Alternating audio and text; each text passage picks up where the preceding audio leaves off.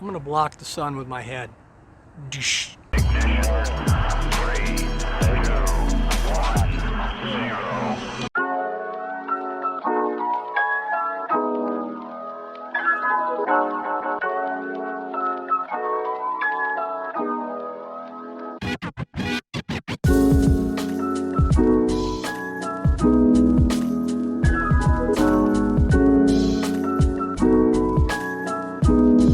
Hey, how's it going?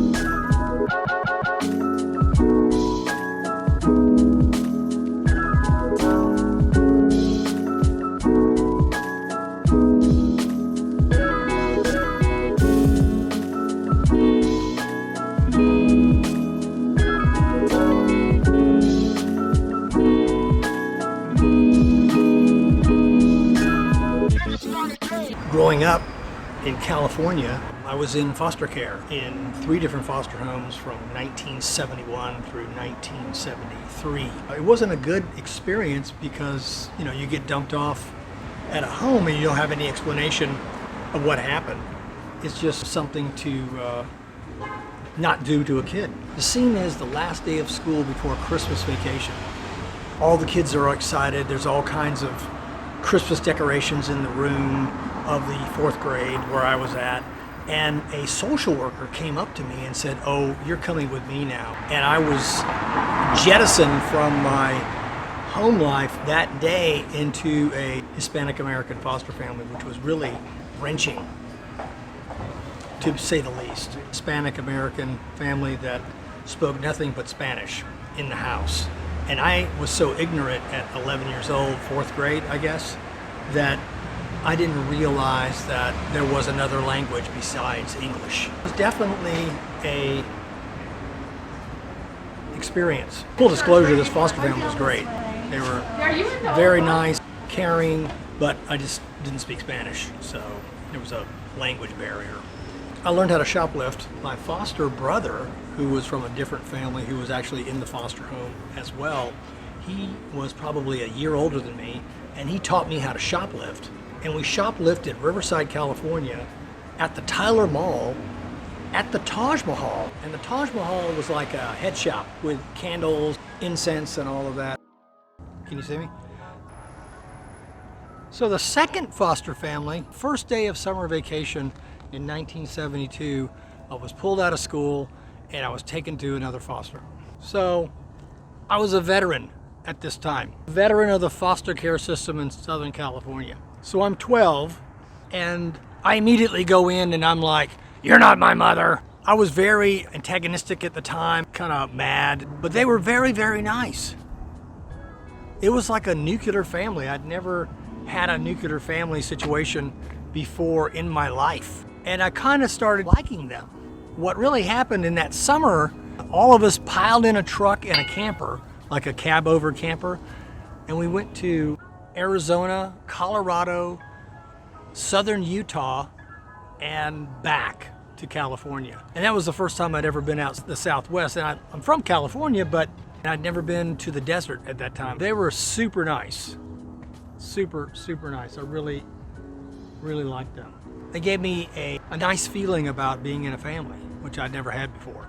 And then the mom, Irene, came up to me and said, "Hey, how would you like to live with us, forever?" And I said, "Sure, sign me up." And so a social worker, that's what they called them in California, and my mom came and we had this discussion. And so I'm sitting on the couch with this, I'm sitting on the couch and there's like the social worker and me and my mom, and we're all together. And so the social worker says, "Well, who do you want to live with? Do you want to live with your mom, or do you want to live here in this foster home, which will become your adopted home?" And my mother was right there looking all glum and sad. I said, "I guess I want to live with my mom." And it was almost like a question mark. I guess within a little while after that, I was out of that foster home. But I never forgot them. And I always thought, wow, they really liked me. Felt good about being around them. And so I started living with my mom again. And within 6 months, I was back at another foster home. This time it was in Perris, California, Perris, California, in the Inland Empire in Riverside County, and it was an African-American family. So I'm a now 13-year-old kid living in an African-American foster family. They were great. I really, really enjoyed them. They were super nice. That's the thing, is that all of these foster homes, all three of them, were very nice and very, pleasant to be in. It was actually better environment than where I was living. Lived there around the starting of the 1973-74 school year. I never saw my mom again. So she got out of the picture. I started living with my dad, who was an alcoholic. Okay, so my dad's an alcoholic. He is 42 years older than I am, so I was born, late in life for him.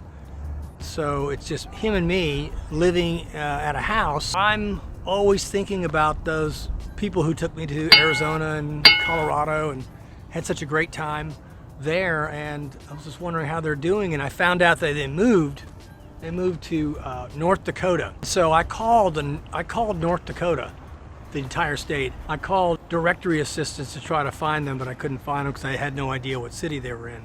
That didn't work. So I go on through life and I'm always thinking about them. That was in 1973, which is the last time I talked to them.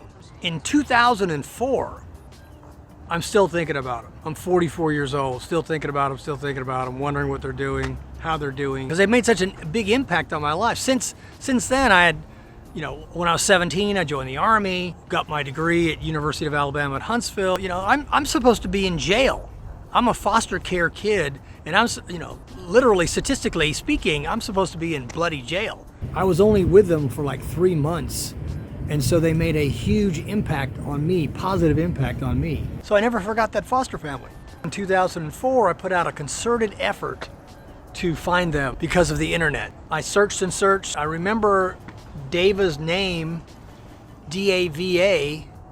I knew the last name, which was Benton, B-E-N-T-O-N, a kind of an unusual name. So I looked up Dava Benton and I found a Dava Benton White. This is in 2004 on Google. So I found her and she had written an essay of sorts. Somehow had a contact number, some kind of contact information somewhere on that page, on that essay, and I contacted her and she wrote me back, and it was her. It was my foster sister from 32 years ago. How cool is that? Within about 6 months of finding her, I found out that the Bentons were living in Oregon, in Hood River, Oregon. Within 6 months of talking, reconnecting with Dava, I flew out to Hood River, Oregon and had a reconnection with the entire family. It was a very, very nice thing to see them. And so from 2004 until to now, which is 2022, I've been in contact with them for the last 16 years. So I was out of contact for 32 years. And then after that, I was in contact continuously, basically, for 16 years. And I'm so glad I did. I am very, very glad I did, because my foster mom, Irene, she passed away in November of 2020. I would have been heartbroken if I'd never contacted them, I would have just been heartbroken that I would have possibly found out after she passed away.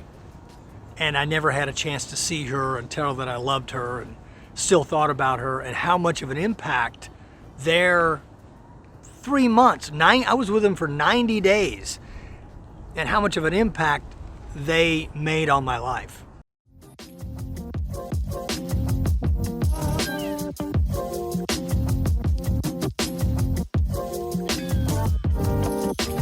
First of all, it's impossible